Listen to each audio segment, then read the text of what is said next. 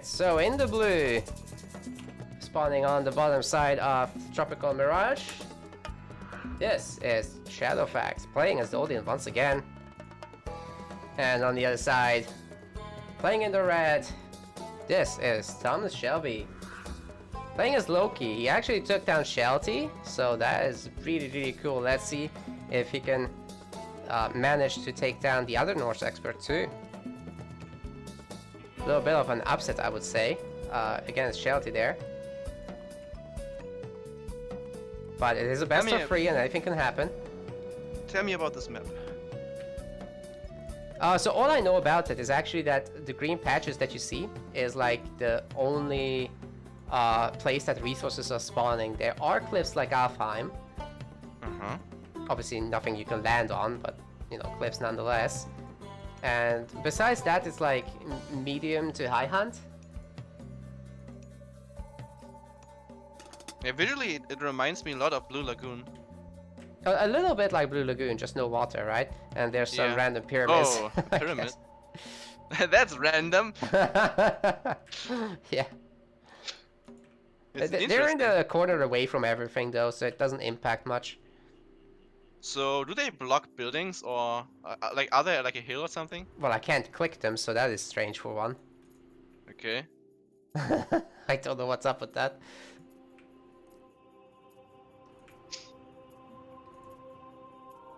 But yeah, like you see, it's pretty medium hunt, and basically grabbing a town center does make sure that you secure some resources. Although, like this right side TC here, the hunt is pretty far away, so maybe that's not the best candidate for that. But and overall, I have to say that Shelby has a pretty good position in terms of town centers. Like, could say it's a TC screw almost in his favor. He has way more direct access to the town centers of Shadowfax than the other way around. So, and he gets a lucky straggler tree again. Stonks. Yep. I'm also just interested by the fact that all the wood is basically around TC. It's like there's only a little bit on the bottom side of the map, but everything else is spawning next to TCs. True. So you're not really having forests that are unprotected, or most of your forests are going to be protected in this game. In terms of gold though, I see side gold for both of them, and 3 mines near each other for Shadowfax, and only 1 and 2 forward for Wesker, I mean Shelby. I'm very curious to see what they're going to do with it. Well, the Raven could find the bad stuff. Yep. So that's a little perk for Odin. But is he going to? This is... Oh man, he's just going past the forward temple. That's really annoying. Maybe the other one. Yeah. Oh dude, this is like a StarCraft proxy moment right there. They're sharing line of sight. Come on, do it. And Freya is queued up. Oh, he's got it. Okay. Nice. He knows. But Shadowfax is advancing first. So yes. this temple could become a risk. And he's going for Seti. Okay, very interesting to not see actually Heimdall here. Actually, I'm not sure if I like Posetti at all here. Like, with the temple placement. If he's gonna go Posetti, why build a forward temple? I mean, it gets his parasites across a bit faster, but it's also a huge risk because Odin has a way stronger economy and a much easier time to advance early. So exposing his temple in the middle like that with a non-rush strategy. Yeah, I don't know. In this matchup, I would say that, you know, just from watching a lot, I think that Anariers are kind of like a really core unit to it. Like, just getting a 50% boost on your unit's attack is absolutely enormous. They're mini flaming weapons. Yeah. Just so impactful. But he's not going Heimdall, so he won't have them at all. He won't have them. But neither will. Neither will Shadowfax, which is also very strange that he went Freya. I mean, he can definitely get a good forest fire, but does But I don't think that Forest Fire is going to be very impactful on this map because he has many good forests to choose from. They're all tiny and they're all over the map. Yeah, so they're not even especially interconnected. So small. But the Valkyrie finds some villages. Very nice. It's gonna be fought up immediately though. But still, it's gonna distract a bit. Oh no. That's a lot of favor that Shelby just earned. Yeah, Shelby is definitely happy about this. He's got 2 forward longhouses. And yeah, the forward build is immediately becoming a target. This is very, very dangerous right now. It's also very dangerous to expose the Odin Hersiers, right? Like, the other ones are way faster. It's just really scary. Yes, but right now he has an advantage. Oh, now he's a bit up in numbers, but still. We got some throwing axe coming in. Yeah. So that will really help to equalize this. Then again, we have myth unit spawn-ins for Loki, so it's always going to be dangerous. Oh, throwing axemen exposed in the back, and he's targeting them. He's gonna get the counter units away immediately. This fight is huge right now. It can decide the entire game. Dude, those Loki Hersiers are absolutely going ham. A troll is spawning in the middle of all this, but gets hugged by the Hersiers immediately and taken down. Valkyrie's still going strong, but could die to 2 smacks as well.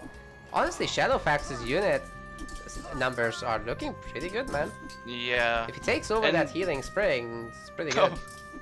And now, what I said earlier about the building placement is starting to, And as I say that, an Einherjar just spawns in and Shadowfax has to get out there for a moment.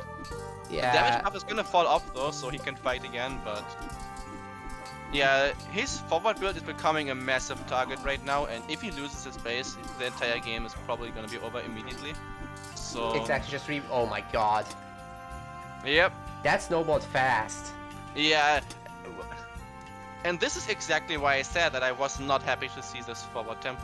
If you're gonna do it, you have to advance early and you have to gonna rush and hard.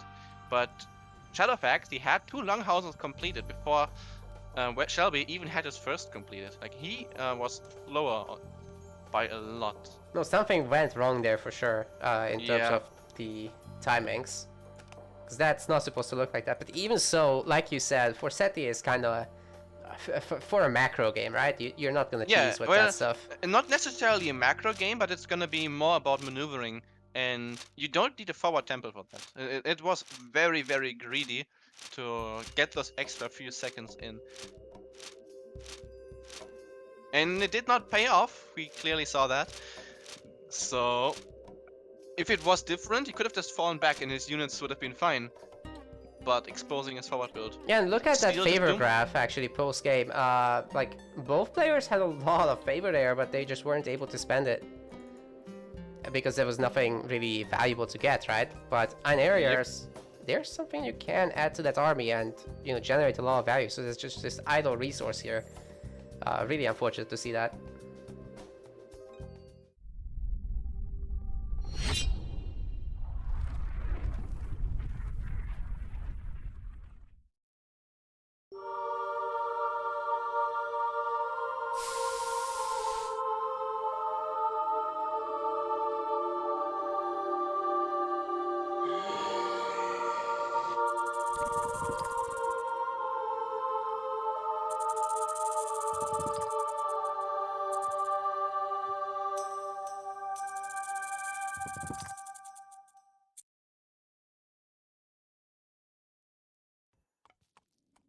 Well, well, well.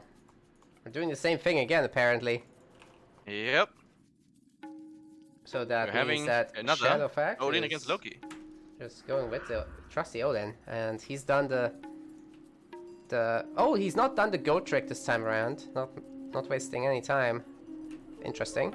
On the other side, we've got our Loki player, Thomas Shelby. Let's see if he can do something different this time.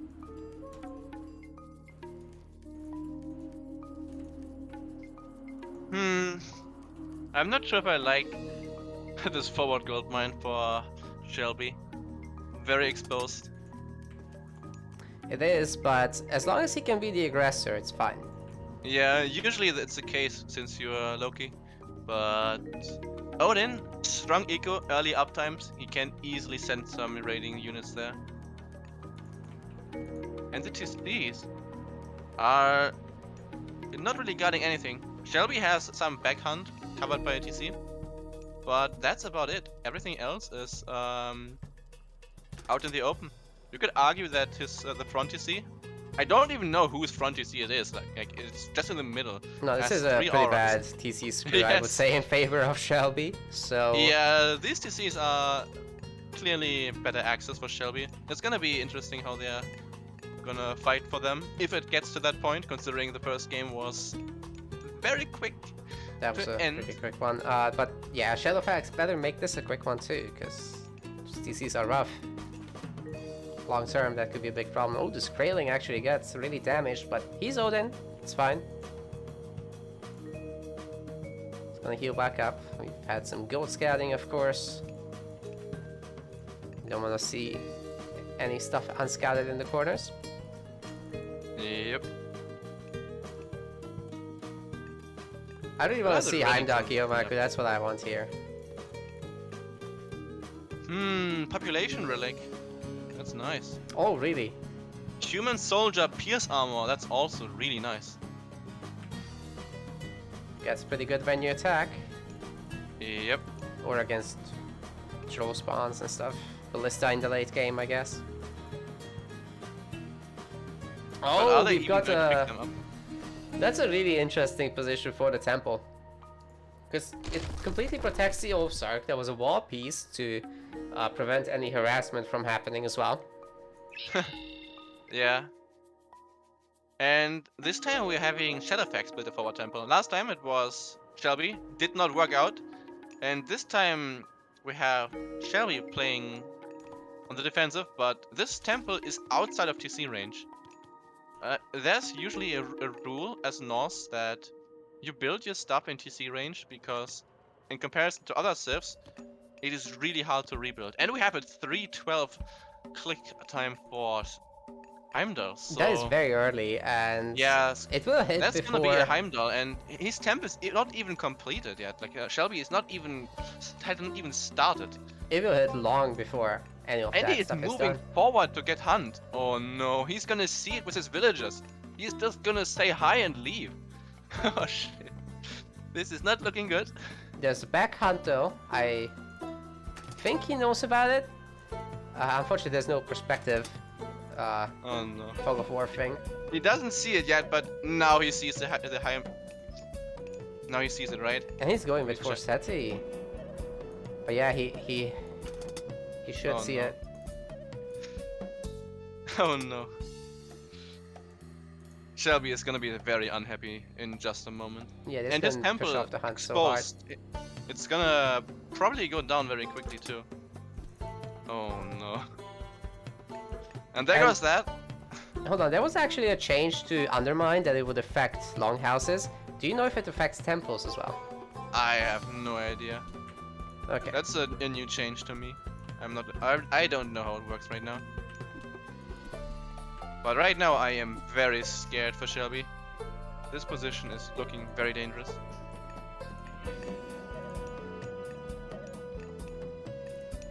First longhouse about to be completed. And there, the temple immediately becomes a target. Oh. I think he directly casted it on the temple itself. That is actually nuts. Oh no. But technically and this is exactly why you build it in TC range. Exactly, now... and like the tower actually didn't get taken down, so it wasn't even the best possible Undermine cast, but it still took down the temple, which is making it so that there's no Hersir being produced. The unit counts could get completely out of control here, as there's a lot more. There's 3 to 1 production. Sorry, 3 to 0 production right now.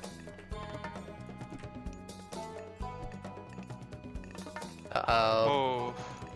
But yeah, the top temple can actually be destroyed by Fire. Completely missed it for a second. That's a really good point.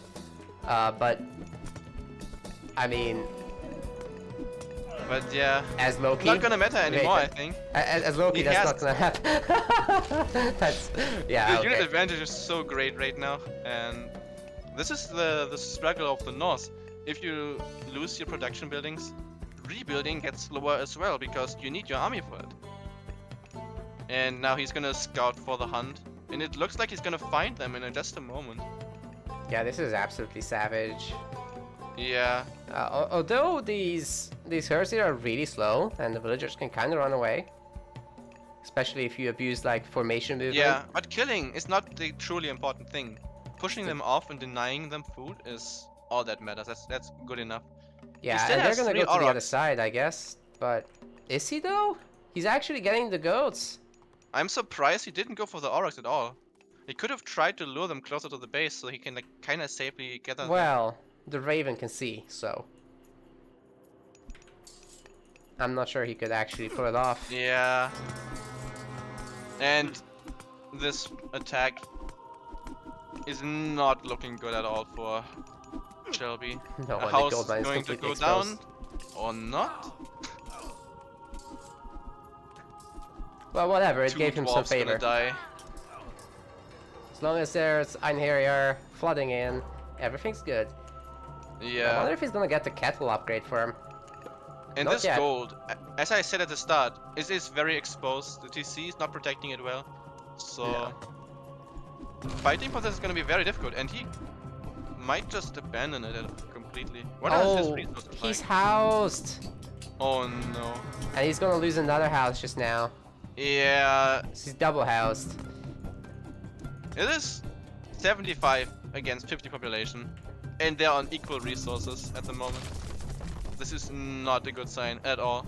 He's gonna go to the outside gold mine, but it's only 5 dwarfs. Yeah, I wouldn't be surprised if he just calls the game right here, because I don't see a comeback. No, this is only getting Shadowfax worse. has been controlling the game very, very well, and I am sure that he's gonna find everything very soon. Like, Perseus already moving to the outside hunt again. He's gonna scout for the gold as well soon, I'm pretty sure. He knows they're not here, so they must be somewhere else. And he has... his bottom Raven is moving. It might be just in patrol, but he might also be scouting for where everything else is. You know what? Actually, I want to say that Thomas Shelby has got quite a bunch of units out all of a sudden, now that he finished his houses. So, looks like he's able to win a little fight at least, while the Hersiers were away. So that's nice. That was pretty good for him. He managed to get some good trades in.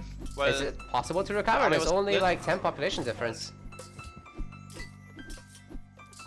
And those Hersiers, they don't dodge the throwing axes, so... yeah, that matters. This fight was not one that Shadowfax should have taken. No, absolutely not.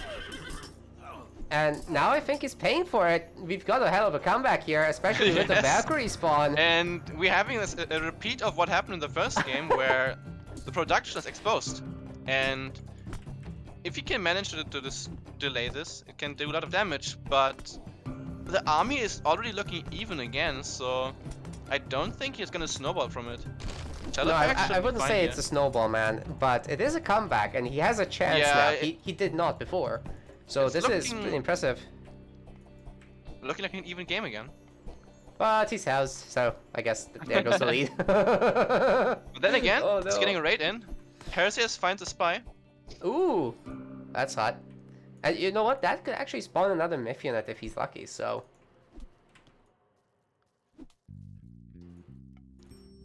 Oh, Hersier dying for free. That's not good. No, he needs every single unit. Especially now that the game is all even again and food is becoming scarce. No, he keeps getting housed, like... It's so many times getting housed. I don't think he can get away with it anymore. Yeah. And this fight is not good for Shelby at all, I think. Or is it? It's okay, I guess. But it is Shadow who has the Einherjar, so... It's making a massive difference for sure. Yeah, and it's gonna die now, but it's already done what it had to do. But now, I guess the production kicks in and he's backing off for a moment. Yeah, that's alright. Like now, it's actually dead even, 67 to 65. But we're having 23 villagers and 12 dwarfs for Shadowfax, and 27 villagers and 6 dwarfs for Wesker. So that's quite the equal lead for Shadowfax. So being an equal population is not exactly what Gabby wants here. No, you know what? Actually, a quick question. Where the hell is Hall of Fames? That's such an important upgrade. The first years are He doesn't have any resources, but he doesn't even have a temple, does he? You can get it from a longhouse, but yeah. Oh, right. That is a factor too, that he doesn't have a temple. Anyway, got an Unharrier again, and the Valkyrie is almost dead. But those are some medium throwing axe, so that kind of makes up a little bit for the deficit, but maybe not to this degree. Even if he heals them all up. Like, I've seen several cycles of production here just getting stuck. Coming back is harder and harder every time he loses a fight. In this game, what I'm most surprised about, and he's finally skirting what I think, is that Shadowfax has not gone for Shelby's gold. He knows that he's not gathering gold from here. He has he has attacked here like 3 or 4 times, and he hasn't seen a single dwarf walk here ever. So, and his bird was up, like his raven was watching one of the outside gold mines, so he knows that it's missing, and his raven is gonna find it right now. He knows what's up now, and he's going straight for it. Honestly, just sitting on these outer gold mines, totally fine. Yeah, and he's running. Did he see where they're going? His raven is going the wrong way. They might get it. What's happening? Just separate something, please. Raiding Calf can more than keep tabs on this.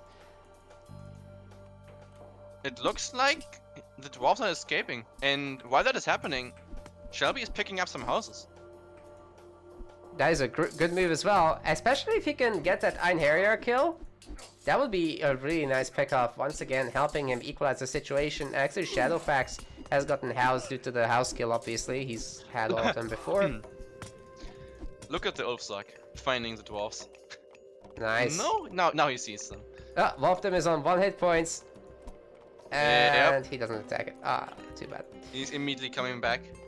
And he's adding another longhouse. Yes, you know what he should do though? Pick up that Eye of Horus. That's hot. Yeah, but right now, he has lost a lot of houses already. And the problem about this is not just a Norse hitting something, this is a Loki hitting something. All of these houses are gonna be favor. And finally Hall of Fame's coming in, so I can die happy. At this point, when I play against Norse, I often consider just deleting my buildings. When there's no way I can save them, there's the decision between, do they stall me enough time to be worth the favor and the millions that Loki gets? I mean, he's already got 100, no, so... I delete. When he already has 100 favor, coming in. The spy. Oh, the spy still doing work. Hall of Thanes just completed. It's gonna make a huge difference as the Hersier are now almost the same speed as Raiding Calf. Yeah, 14 minutes Hall of Thanes. Hey, at least it's in the game at all. Yes. Oh, hunters are idle for Shadowfax. Hey, that's a really big move out of villagers. I would say it's worth it to pull them into the fight and smack those throwing axemen in the face. Oh, this fight is looking very, very good for Shelby right now. Look at this surround. Everything's gonna get cleared up. Yep. Oh no. And the point about this is Loki snowballs really hard. Especially if you get heroic with flaming weapons and you get to do the fight without getting frozen. Which could definitely happen here, but I would say that actually Shadowfax is a little bit closer to heroic than Shelby is maybe. Yeah. He has a lead in economy and resources banked, but he's so behind in army right now that I don't think he can safely advance. He's gonna take a lot of damage.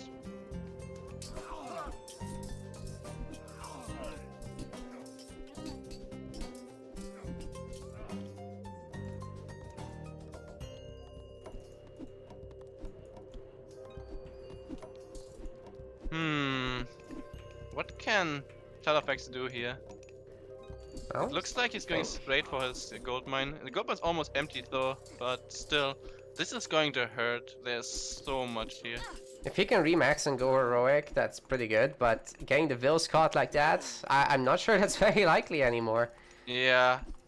Every step that Thomas Shelby takes, it seems like he's getting closer to a win now. Yeah, it was looking bad earlier, close but... to heroic too. Exactly. 300 food missing, then he can advance. It was looking bad earlier, but he's definitely fixed a lot of the problems. Look at the Ulfsax raiding Shelby.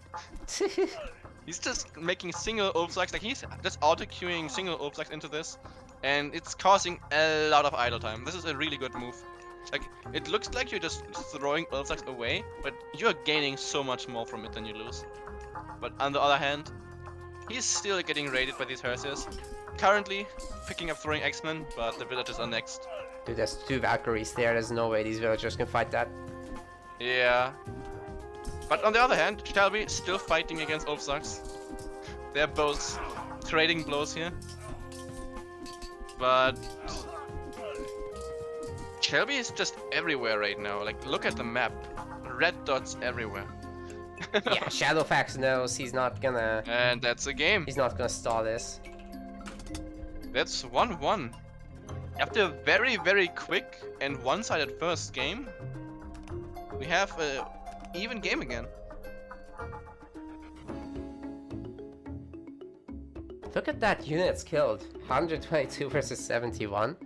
I do wish we had the extended edition stats actually on this, because that shows like the resource values, but I'm pretty sure that was heavily in favor of Thomas Shelby. He's won several big fights. He was behind in economy the entire time. Shadowfax had way more villagers, way more dwarfs. He lost, like, Shelby lost so many units at the start as an eco units, but he got the trades. He used his one chance when Shadowfax's army was split, and he did enough damage, and then he just kept fighting, he kept snowballing, he pushed for his lead, and he got it.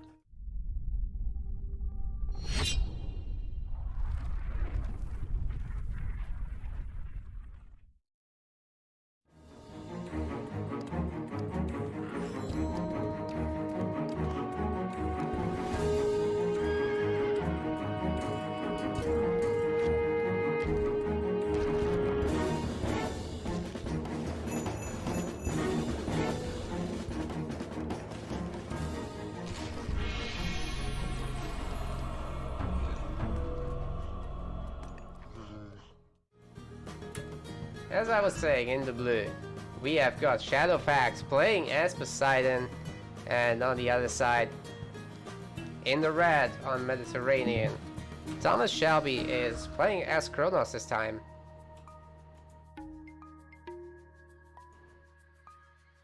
So, this is a very interesting map for Atlanteans. They are very strong on water, but so are Greek, and we have Poseidon too. Yeah, it might be a bit of a slugfest like that, so... Yes. Both are really, really capable. Obviously, the biremes are really cheap and really fast moving, so the triremes do have trouble keeping up with that, but they have extra range to make up for it, so it's all good, right? We'll see. Extra stats, of course, like the biremes are weaker individually, it's just you have so many of them. And you've got Deconstruct, that's actually a big and popular balance discussion. Is strong. What is strong, sorry? Deconstruct on dock is pretty strong. Okay, sorry, didn't hear you. No worries. Pigs, very important for Greek to advance properly. And so the scout is obviously looking for that, but Poseidon is a bit of a special cookie, and you know, you can just place down lure, and the food will come right to you. Yeah, lure is a really strong god power actually. The interesting part about it is that it saves you walking time. You don't have to go to outside resources, so while it does not actually directly buff you like it, for example, rain or prosperity, it does indirectly do the same thing. So it's actually a pretty huge eco boost. Yeah, and it's just so much convenience as well. Like, sometimes it attracts outer you're hunts, saving the building too. Like, no storehouse, nothing. Exactly, and sometimes it does even more random stuff where it takes away the opponent's oh, Deco! The dock is gone! Well, fishing ships gonna have to gather, but fortunately enough for them, they actually dropped off while it was deconstructing, which apparently is still a valid move. Something I actually didn't know. So they can gather during this whole time. The one on the farfish, that one's probably gonna fill up before the dock completes, but it's not a big delay. Won't be a big loss. Yeah, it's mostly the villager build time. Yeah, it idled just now, so this deco cost like 10 seconds idle time, and now it's back to work. The scout is hitting the oracle a bit. Nothing too bad. So tell me, do you prefer this type of deconstruct or the one where in classical, as soon as the Greek advances, you nuke their dock? Which one is better in your opinion? I forgot the math that I did on this. Okay. But and if you had to just guess because someone's holding a gun to your head, what do you answer? I would pull out my own gun. Oh, nice. That's a pro gamer move. The thing right is, there. a very well-timed deconstruct can hurt the eco a lot, but it would be ideal to have an deco the second you start fighting as well, so your opponent cannot actually fight back, because one slows you while advancing a bit, because you get idle time for building a second dock and your boats cannot drop. But it's just a bit of resources which slows your classical. The other is a direct impact on the fight itself. So winning water is going to be more impactful than a little bit of a minor advantage. But he has ceasefire because he's Poseidon, so it's not going to be that clear either. True. It just comes down to how much it gains. And this deconstruct was not the most efficient because it only idled one boat. No, and it's also pretty common, I would say, for Greek players to get a third dock just to go around the issue entirely. And it also helps you with garrisons. So if it's left alive, like in this game, like deconstruct is quite a far away from actually coming back, it's going to give you a lot of extra arrow fire to help it. But we got a forward tempo, so full-on water combat might be not the first thing that we see here. Unfortunately for him, the temple is on the wrong side. Like, True. do you see how far it is away from actually everything that matters? Nothing is around. I mean, he can kill a random tower, but that doesn't matter. We talked about this in the other games. He can kill a random tower that protects nothing. That would not be great. And the TC is hurting the oracles. This, I mean, I get that the temple placement is interesting because it covers a good TC, which covers a good gold mine. But what is more impactful? Doing more damage early and winning water, or having an eye on a TC that is going to grab in maybe like 5 or 6 minutes? Because he's not gonna build a TC like immediately. Like if he does that, he will know anyways because he's winning water too hard. So, and even if he does, what can he do about it? Speaking of winning water hard, the Byreme count is pretty crazy, but the micro of Shadowfax is just a little bit better, and he's done some great pullback micro, some great baiting. Something that Shelby just, you know, hasn't done quite correctly, and he loses one ship already. Second one is getting really low as well. Very scary because the Greek ships are stronger, and he has more.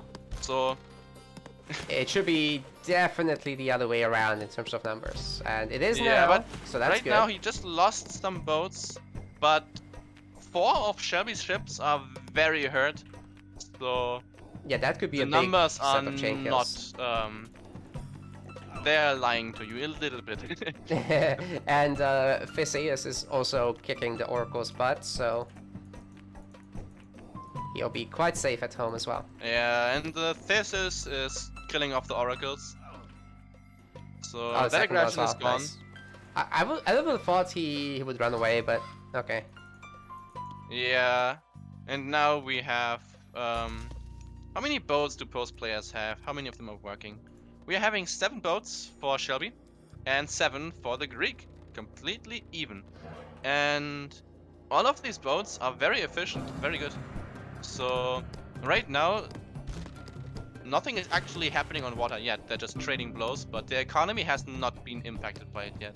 Yeah, actually Shadowfax had a little problems with getting housed. I do think he has a lot on gold, which is not quite right for this amount of production. Needs more wood. if he wants to both triple pump ships and make houses. Actually, it's just double pumping. So that's probably part of the problem here. This is 10 triremes against 16 biremes. This is dangerous. He has him under the docks though, so he's gonna be firing, but Decon and a ceasefire hits. Yeah, he's not having any of it. He's gonna remake the dock. Yeah. And then he'll still have all that arrow fire coverage. But still. Where did that trireme come from? It just spawned in. How? What? That trireme right next to the fishing ship, it just spawned in from the deconstructed dock somehow. So the deconstructed dock was still producing and finished before it completely vanished? Was it garrisoning one? I think that's what happened. I have no idea. Yeah, he had something garrisoned which allowed it to shoot, so probably that happened. Yeah, okay. But right now, Shelby is pop blocked at 75 and Shadowfax at 67. He is behind by a bit, but... Oh, getting housed during a ceasefire. Oh, man. Yep. Ay, that's a big mistake. And Shadowfax has 700 gold. He has low food, low wood, but 700 gold. That is not good. He is behind in army production, and that is probably why. He has been banking resources. Maybe he was planning to go heroic, but he wasn't able to gather enough food, and now he is with too much gold. He has to fix this. That definitely has to do with the fact that the fishing ships don't have purse scenes, so... Yeah. That doesn't help. And a second TC. Shelby is getting a second TC. This is huge. What is the military production right here? We're having like 15, 16 triremes and more coming in, and less biremes. Significantly less. This is actually yes. Nuts. That's 18 triremes, 17, 15. Okay, they're dying fast now. But so are the biremes. Only 9 of them left. I mean, they've got dock coverage, but even so, these triremes are way stronger. So can't discount that. I think Shelby is getting kicked off the seas now. Yeah, this water... The thing is though, biremes are fast, and he can still like send some to raid and annoy him. That's true. And on the other thing is, just because he cannot properly attack anymore, does not mean he has lost water. Because only when he cannot actually gather any food from water anymore is when he has lost water. And he can still garrison, sneak out, gather some food, garrison back, and lure them into docks to get shot at. So he can still do quite a bit of annoying things on water. It's far from over. And he has a second TC completed as well, so... So the land transition should be far ahead of that of Shadowfax, so the game is not done. But yeah. I think the score is starting to tell a story. Definitely a big lead for Shadowfax. Especially if he can sit on those fishing spots. I'm one of those players that always argue that water is actually not that much of a deal in this game. Because if you look at the population right now, for example, it's 88 versus 70. And most of that is just from triremes. Like, that's the difference.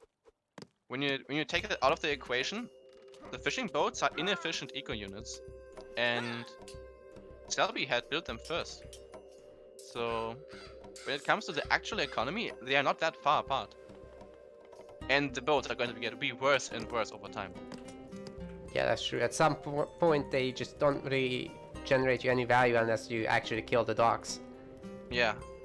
The one thing that I also always like to point out is keeping water is much harder, because Shelby can always just make a single dock and just harass with some units and force him to react unless he wants to lose everything he has, and that's not really a big investment either. So like, look at all the triremes just in the middle, like, that he has to keep for safety, just because he doesn't know if he just maybe tries to fight again. And it's a mind game, really, because Shelby has the option to do whatever he wants here. But 3 TCs being built, so we are going to 3 vs 3 TCs very soon. Yeah, well, if Poseidon does get to the late game, it gets scary.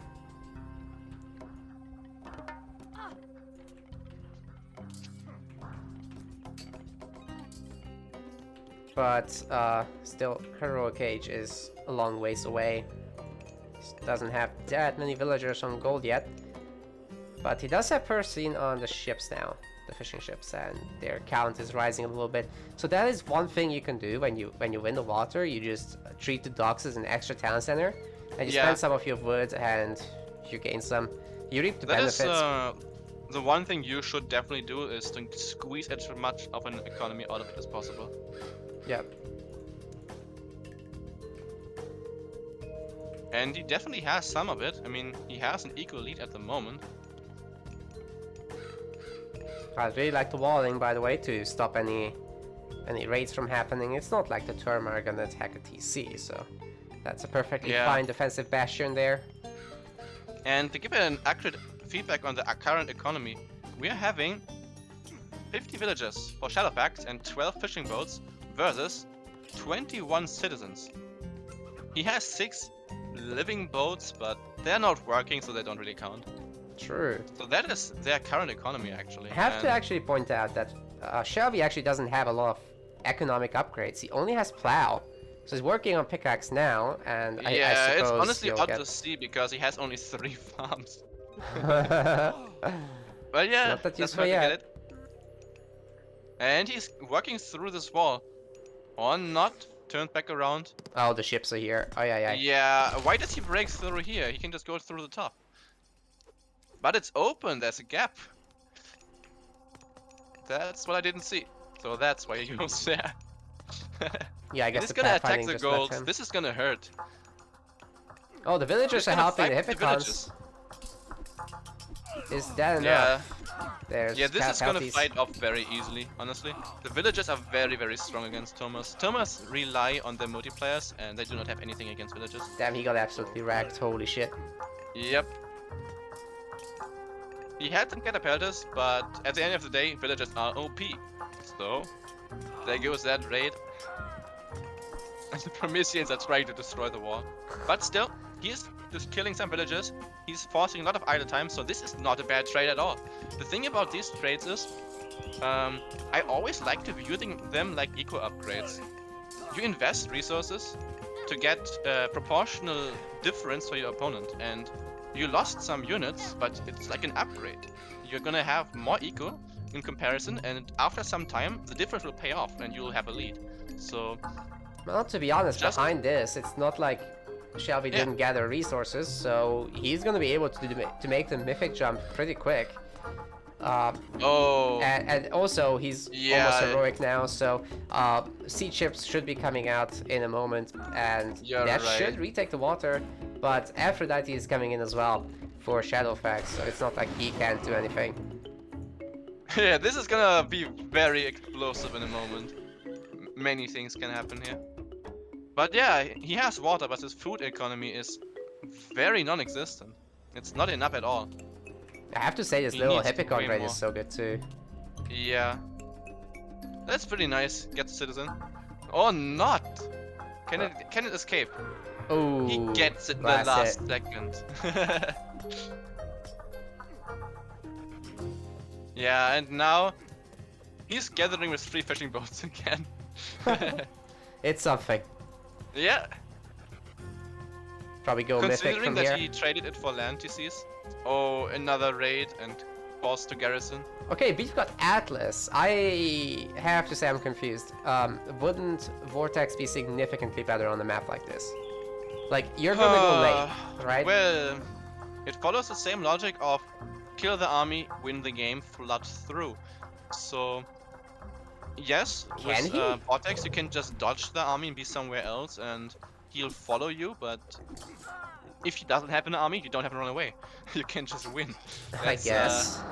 That's his logic right there, probably. Also, if he wants to go Titan, maybe he wants to be able to snipe it with a quick warp. Yeah, that's the benefit really, because you can use it on town centers, right? Oh, that curse is savage. Yes, curse is so strong. So I was trying to say, with Vortex, the benefit is just that you can snipe TCs, you get way better fire siphons if you get the upgrades. Hacker Giants are nothing to be scoffed at either.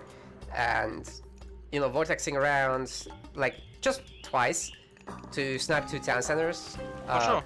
Is definitely very strong. You can kill all villagers in the process.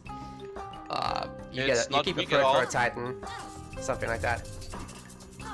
But what are they going to do with it? We will see. We have 30% Artemis. And okay. Atlas is here. So both players just want to finish the game. Yes. They don't care about what happens after.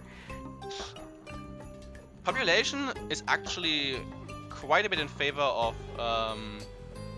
Shadowfax. It's 150 against 111. But this is not even that misleading, honestly, because most of it is actually from land population. He does not have that much of water left anymore. Some boats, but not... shouldn't be 30 population. No, so. And actually Juggernauts are coming out for our Greek player, so he's the one who's looking to completely nuke. Yeah, and the triremes are doing value right now. They're shooting a bit. Sure. So they're actually a lot better than Tuxodes, obviously, because they shoot 2 arrows. Very if you get the also chance to use them to fight, always do it. They're very strong. And there's Earthquake. Where does he cast it? Oh! Oh. Kills the town center 2 buildings. Yeah, he was not ready for that. I don't know, dude. Like when the Greek player has 3 town centers and they're heroic, you better fortify your TCs. And that's game. Yeah. The bad thing about this water TC is also, it might be in TC siege range. So, like in water siege range. That absolutely is. So, by getting it down with Earthquake, it just means he just has to send the siege board there and it will never go up again. Yep. So that's 2-1 for Shadowfax. Yeah, great play, and with that, Shadowfax does advance to the semi-finals, actually. Yeah, let's look at the bracket. I am excited to see what's going on. Have Kimo and Sensui finally completed this series? Probably not. They actually have. Oh. That was a very hard-fought series, so I'm not gonna say who won. You can check yourself if you want to see it. It might be really exciting to watch. Big shout out to all our patrons. You enable us to make better content and to give more back to the community. If you haven't already, make sure to collect your perks. Our next Patreon goal is at $300. It will allow us to double the planned prize pools in Season 2 for all games that we provide as a baseline. Be sure to like, comment and subscribe, and we will see you in the next video.